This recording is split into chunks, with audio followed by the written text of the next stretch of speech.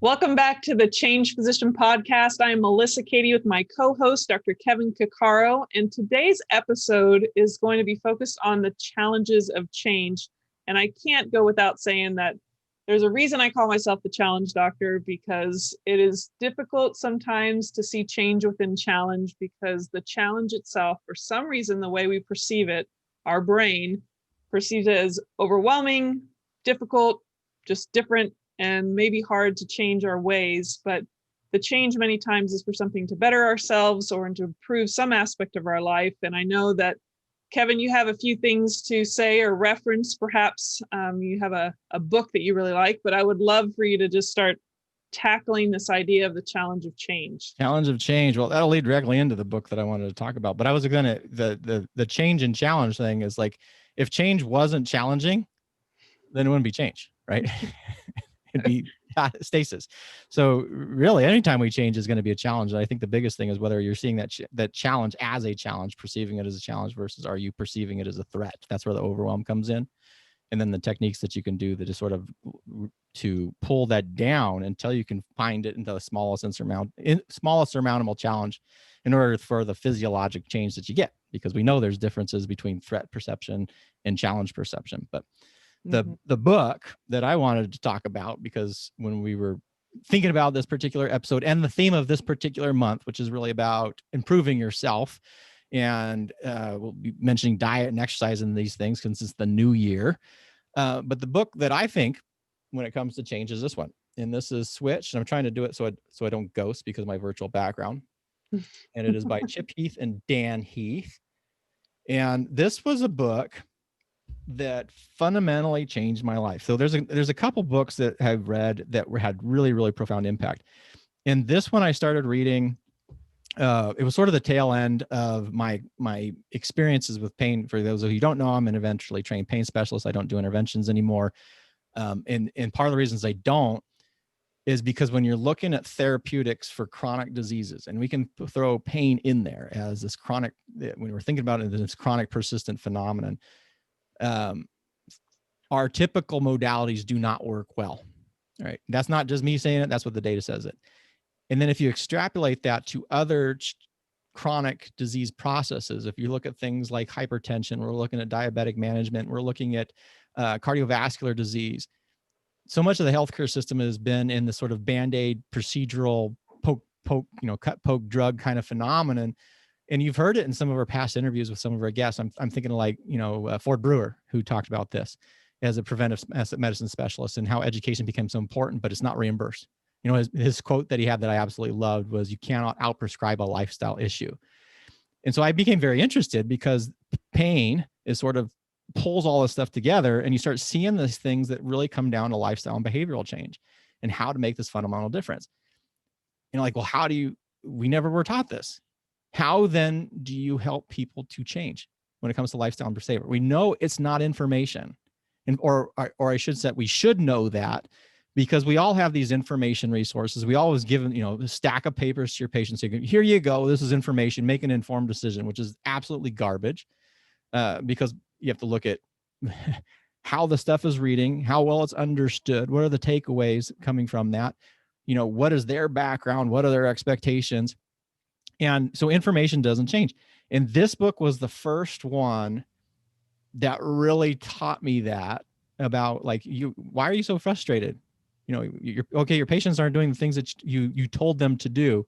And this book was like, don't be shocked. You wouldn't do that either. And I was like, yeah, correct. So what Switch talks about, and this is method of behavioral change, and they use this metaphor of the rider, the elephant, and the path.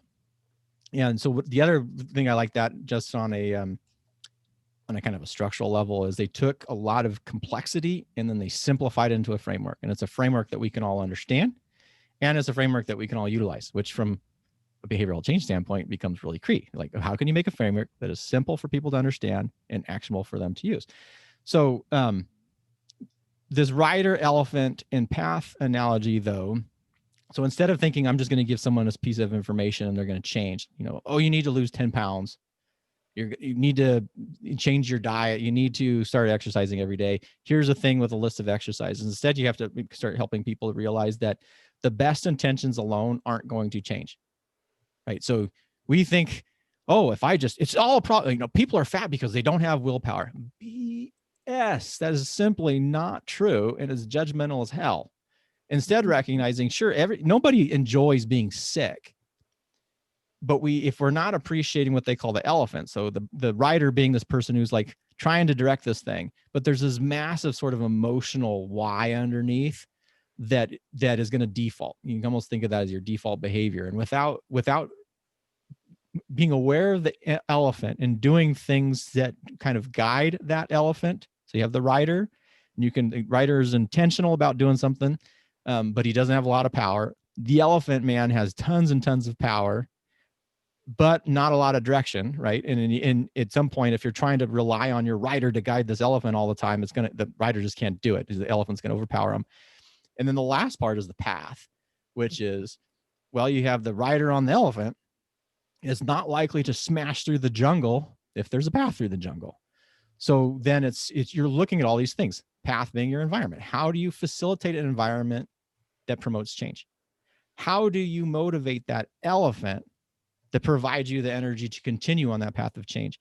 And then really the rider standpoint is just providing that level of awareness that you can prepare and then and do strategies in the put your stick when you need it. But if you're relying on the stick all the time to whack your elephant, you're not going to go anywhere. So you have to, okay, how do I be smart about this stuff? Maybe I need to get on the elephant at this certain time. Maybe I got to make sure the elephant is hungry in this moment or not hungry here. Maybe I got to make sure the elephant is happy and is ready to do this stuff.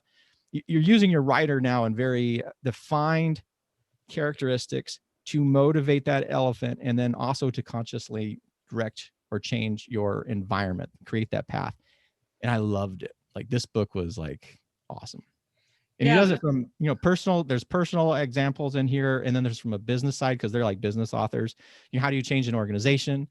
So really, really good book, and really changed the way that I looked at behavioral and lifestyle change, and answered that frustration of, well, why in the world we spend more money in this U.S. healthcare system than anywhere else in the world? We know that, what is like 90% of healthcare dollars go to the treatment of chronic diseases, and we're crappy at it. And once I read this book, I was like, well, that makes perfect sense. It makes perfect sense why we're doing such a bad job, because we're not addressing any of these things, and we're not facilitating change as physicians, and we're not trained to facilitate change. Right. Well, you kind of, and I loved the book too. And I think from what I remember, it seemed like there was portions of like the medical system and whatnot where they might address like the writer, like on the cerebral cognitive standpoint, some things, or they might be in addressing like the path, but there's big elephant in the room, so to speak, that we're not addressing. But it's no surprise, like a big part of the medical field that has become so dissatisfying for patients and physicians or other providers alike is that we're not connecting and getting to know each other and really understanding what's underneath the surface that's guiding people from that elephant aspect or the emotional aspect, that really reminds us of the one thing that becomes a recurrent theme when we talk, Kevin, is awareness. Mm-hmm. And there's so many people, and physicians included, especially when I think that, I can speak for myself, that many times you're just busy doing and not paying attention and giving thought or time and silence to understand that emotional being of who you are and what it's feeling, what's driving you. And so if you don't know how to do that for yourself, and then you're pressured in a system that doesn't give you the time to connect with the people in front of you, why are we so surprised that we're not cohesively or holistically addressing the person before us to really implement or elicit change and be that partner, obviously, in this process, because we can't make them change. I think most of us, when we get into our adulthood, we realize that people are not going to change because you want them to. They've got to have their inner why. So, what do you think about that? I think we forget that as physicians, that people aren't going to change just because I told them to. I think we expect people to change because we told them to, because I'm the doctor, right? And I do think there's a level of frustration present in the healthcare system, because most people go into medicine because we want to help people get better. We don't like it when they're not getting better. And then to have people come in being sick, it's frustrating, because we're like, well, I told you what to do, and they just didn't do it, and then we flip it around when we start doing this patient blaming thing. And what I liked about this book is that what that did is it made me more aware of these interactions. And so while I was, that it's, the frustration may still be there in some way, shape, or form, but it's a different type of frustration, because it's not a sensation of powerlessness, which really it is we're frustrated because the patients aren't doing things because we feel powerless. Like, well, what else can I do? Instead of the frustration of, well, okay, maybe I need to, what am I missing here? What is what is their elephant? What is the motivator here? What is it? How can I enlist their writer to provide really clear instructions, and then use their writer to actually help me maybe to figure out what their elephant is, or to figure out what their environment is. What's the path like in their home? What is the contextual environment that they are in that guides the decisions and behaviors that they're already doing? Because if I don't know that, and I don't, kind of know where they're coming from, then I can't help them. And that's, I think, one of the things, because then I stopped doing, oh, they just don't want to get better. Like, how often do people say that? It's like, oh, they just don't want to get better. How many people in this world want to be sick and miserable? Like, that's not, no one chooses to do that, as much as we would like to think that they do, because it makes it easy for us. They don't choose to be sick, and they don't, no one picks that specifically. There's a reason, there's a, motivation or something underlying there that is keeping them in that place.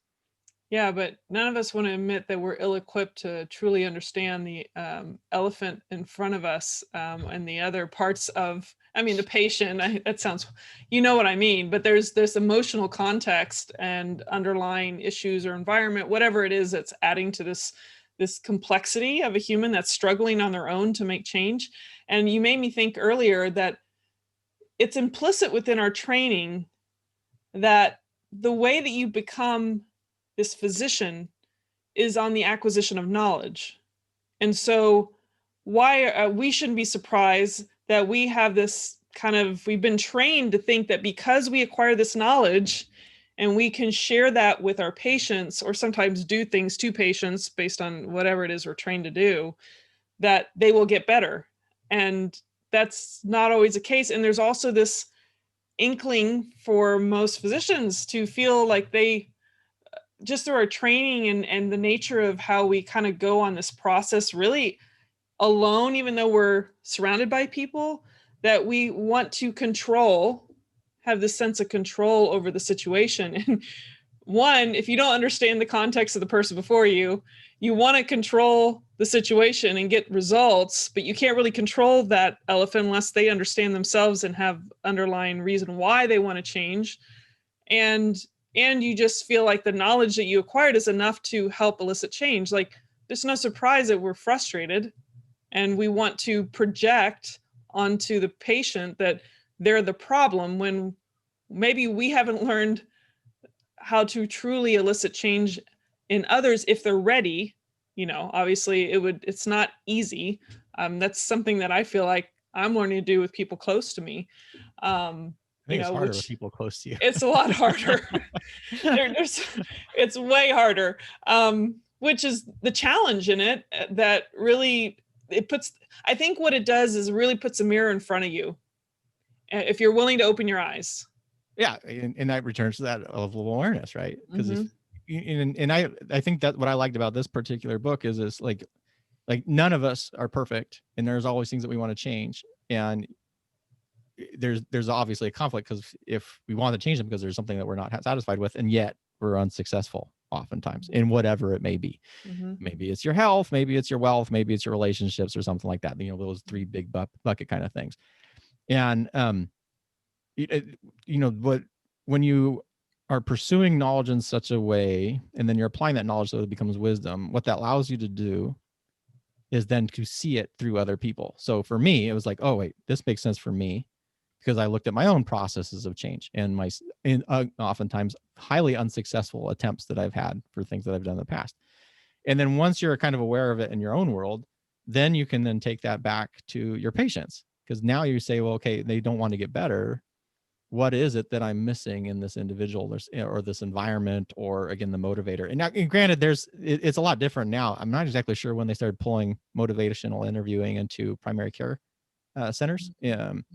And it's not nearly as widespread as it is, but motivational interviewing recognizes very well. It's a huge elephant guide, right? So For those who don't know, motivational interviewing, one of the kind of precepts of it. Yeah. ORS. Yeah. ORS. Is that the Harvard one? I should read this out while we're there. Do you want me to? Yeah.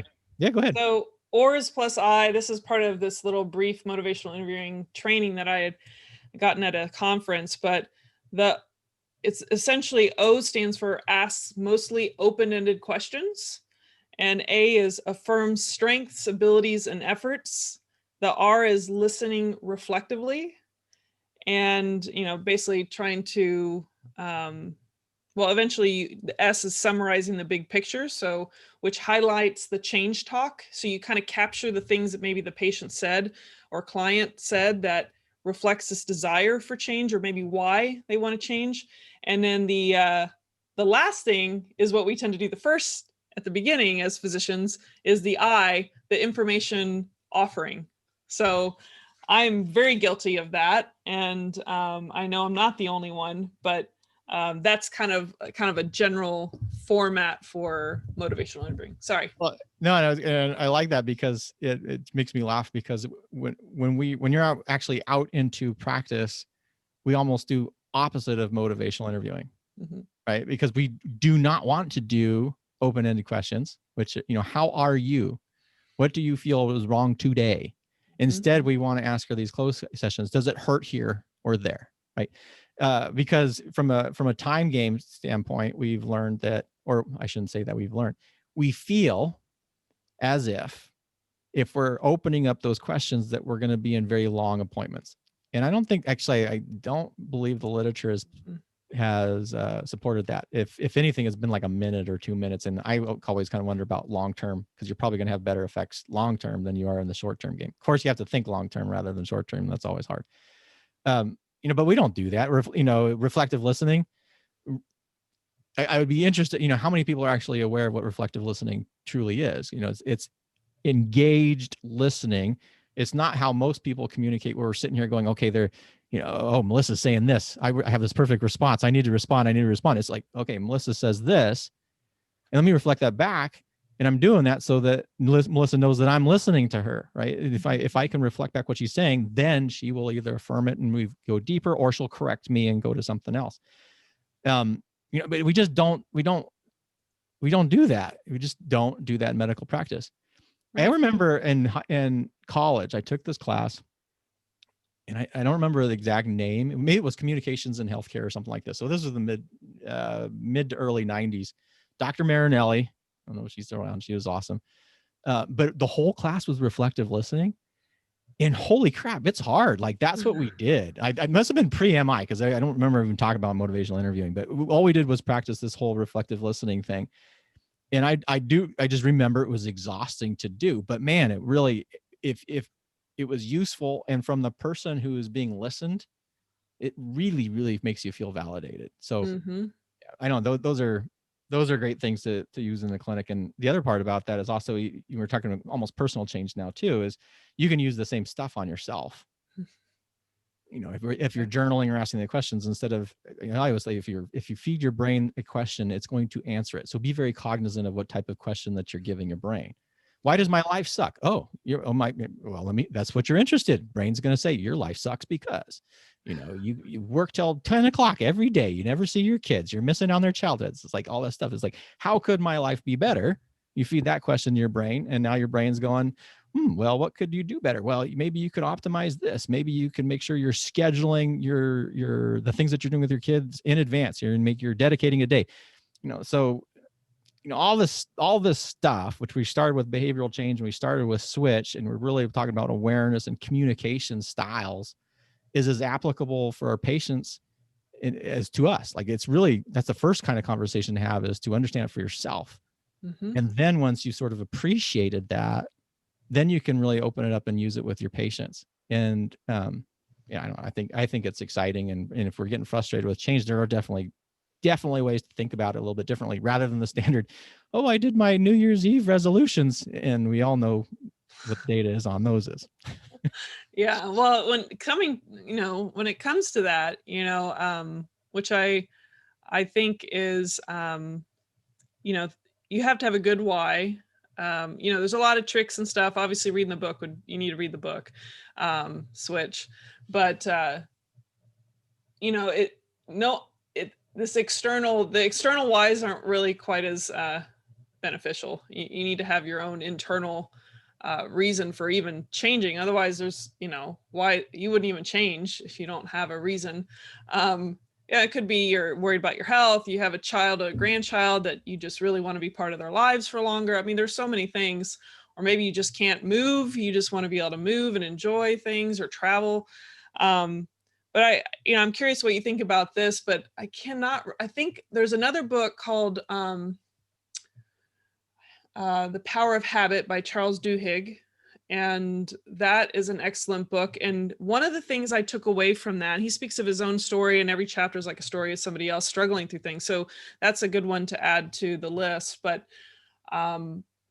if you have a certain thing you do every day, and there's something you want to implement as a brand new habit, sometimes the most effective thing, because from, the what do they call it? The nerves that fire together, wire together kind of philosophy, is that if you say you brush your teeth, and this is my example, because sometimes I'll do this, but when I'm brushing my teeth, maybe I'll just get into a squat position and work on strengthening my quads, or, just I'm doing nothing but, cleaning my mouth. So I can sit there in a squat or do little squats. My husband laughs at me.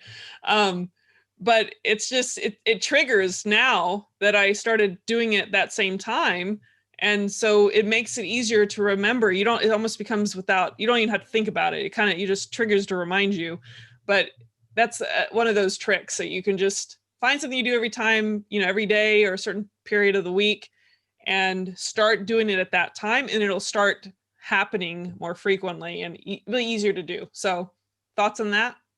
Yeah, I think it's really interesting. I think the habit stuff is really interesting, and Charles Duhigg book was pretty cool.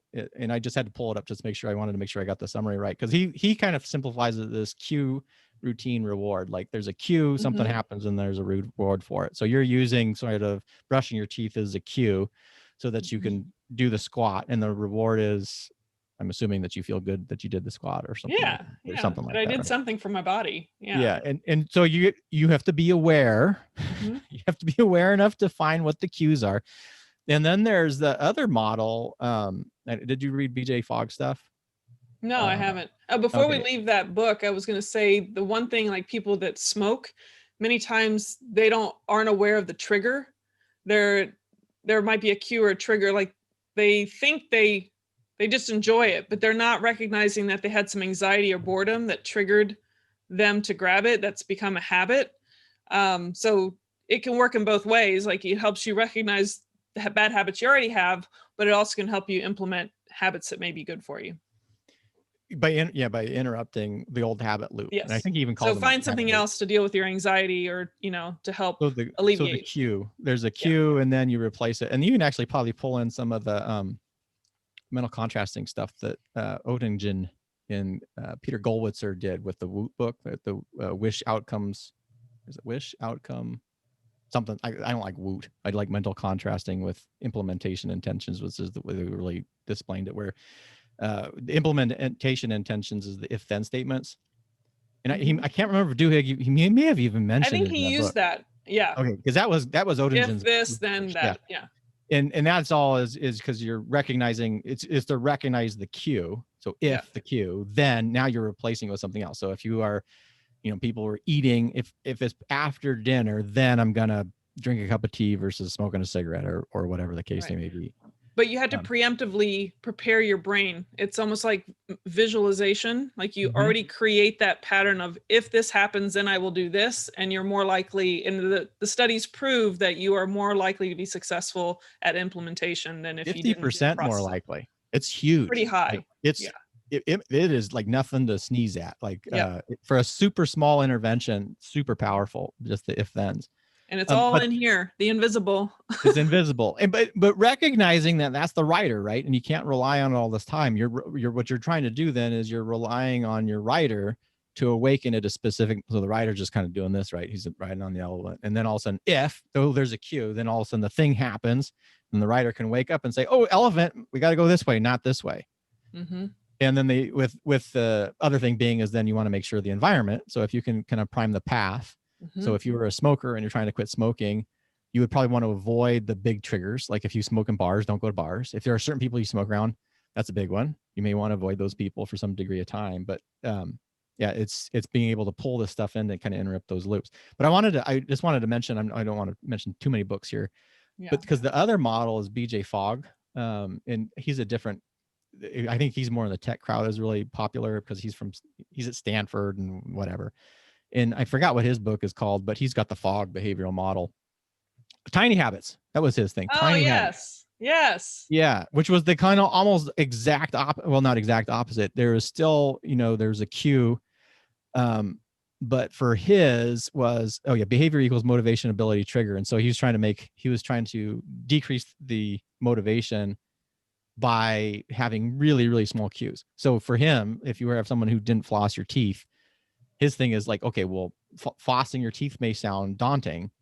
So in the Fogg model, instead you just do the littlest thing, is like floss one tooth. Right. Because once you start on one, then generally you're going to like, oh, I'm going to do the rest of them. But he, and then he has, you floss one tooth and you have to say, yay. Like literally you're supposed to like say yay to yourself. You have to do this little teeny reward dance thing. And it's just sort of funny to me because there's like these two different models. As one is like, we're looking at big behavioral change. And so we're not going to look at these major cues and we're going to kind of interrupt them. And then the Fogg model where he's like, we're just doing little tiny things. And people will say, well, which one's better? They're both different. They're all good. They're all good. It depends on what you're trying to do. Yeah. Right. So I kind of look at them as if you have if you're trying to, if you were just trying to do something where there's not a lot of elephantitis involved, like maybe maybe it is flossing your teeth, right? You should be doing it, but it's not this huge big thing. And that's where the Fogg model fits really, really perfect. Yeah. How could you make it so small where you don't even have to there's no motivation involved? Other things though, you have to have definitely a level of awareness, and there's some crafting in there.